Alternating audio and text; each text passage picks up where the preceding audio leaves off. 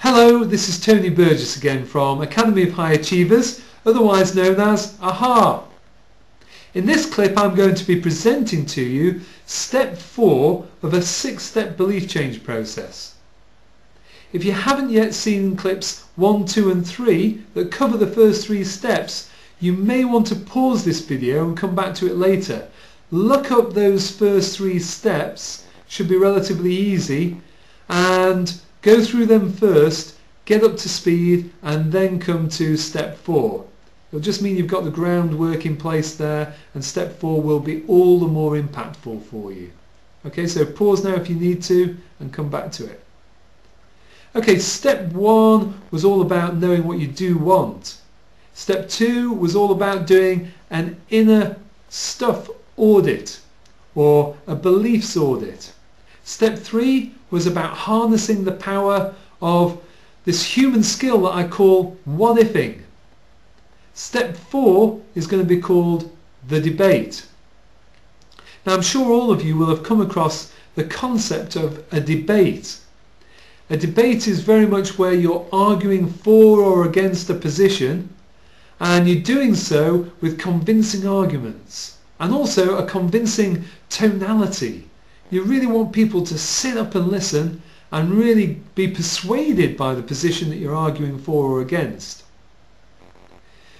Now, one of the key things about the way the debate works in an educational way, when people are trying to harness their own powers of persuasion, when they're trying to hone their debating skills, they may randomly pick a subject that they have to argue for. And it may be one that actually they don't believe in. Well, hey, that's what the whole debating thing's about. It's about being able to pick any subject and really argue for or against it. Win the debate. Now, the key thing about this is you're all capable of doing this.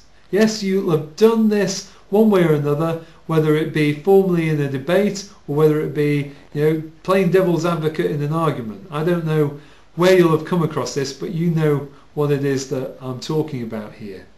So this is going to be a skill that you can really use to great effect. And what I'd like you to have in front of you now is your page from step 3 where you did all of your positive what-ifs. So you'll remember from step 2 you'll have circled an unhelpful idea, belief, assumption, thought that was really getting in the way. Then you'll have put some really helpful what-ifs to counter it. So let me give you an example. I may have said in step 2, I might have put, I think this is going to be really difficult. That would be unhelpful for me. I'd have moved into step 3 and I'd have put a whole load of what-if questions that would counter that, take me in a positive, much more empowering direction. So I might have put something like, what if it's easier than I think?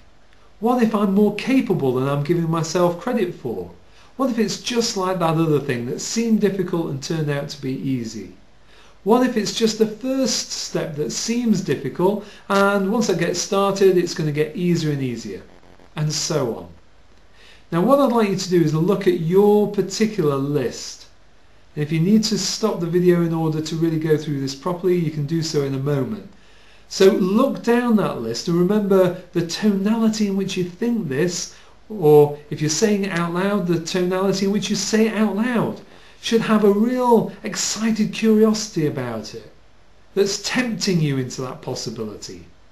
And what I want you to do is really choose the one that really grabs you most, that empowers you most, that frees you most, that opens up your resources most, that really has you juiced up and feeling like, yes, if I believe that, that would be fantastic. I want you to circle that one. So like I say, if you need a little bit of time to work on that, just pause the video now. Okay, good. I'm going to assume now that you've got up to speed on that and you've got a great what-if question. Now the key in this debate now is that I want you to cross off the what if. So say if you had, what if it's easier than I thought it was? Then you might cross off the what if and put, it's easier than I thought it was because. So you're putting the word because on the end. What if disappears off the front, you add the word because. And then we've got ... because you're going to fill now as much space as you can on the page where you're really going to put all kinds of juicy arguments about why that statement is true. It's easier than I thought it was because I'm more resourceful than I'm giving myself credit for. I've got all kinds of friends I can draw on for ideas and inspiration and support. You know, I've achieved so many other things in life that seemed so tough at the time, and I came through it with absolute, success.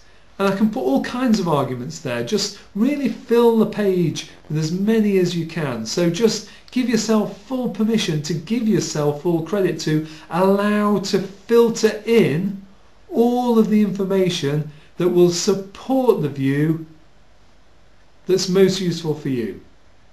Okay, so whatever was your what if phrase, cross off the what if, add because, put ... and you're ready to start filling the page with all kinds of great pieces of evidence. So to really do that now, just pause the video and spend as long as is useful for you to be able to come up with that really convincing argument. Go. Okay, I'm going to assume you've done that now, and so you should have a good number of arguments for why the statement is true. Why the statement is true. You've got convincing arguments, and I want you to argue them with conviction. I want you to use the tonality that you really mean it. And when you're thinking it in your head, you need to have the same kind of tonality as if you were really wanting to convince someone out there in the world by speaking outwards. What you do on the inside, you need to pay the same kind of attention to that as if you were trying to persuade on the outside. So, think it like you mean it. Get your whole system sitting up and listening. It's easier than I think it is because, okay? Or whatever your particular phrase was. Just blast that out. And you may want to actually rehearse saying it out loud with real conviction. Because the more you're saying it to yourself, the more you're hitting home those points with conviction, the more your system's going to say, yes, that's right. I believe that. That makes sense. By allowing yourself the luxury of spending time on a task like this, it means that actually you're, maybe for the first time in a long time, allowing new bits of evidence to come in that's going to interrupt that old way of believing. When you've got some really good juicy bits of evidence that says that the opposite is true, something really empowering is true, it's hard for you to do anything other than let that old unhelpful belief go.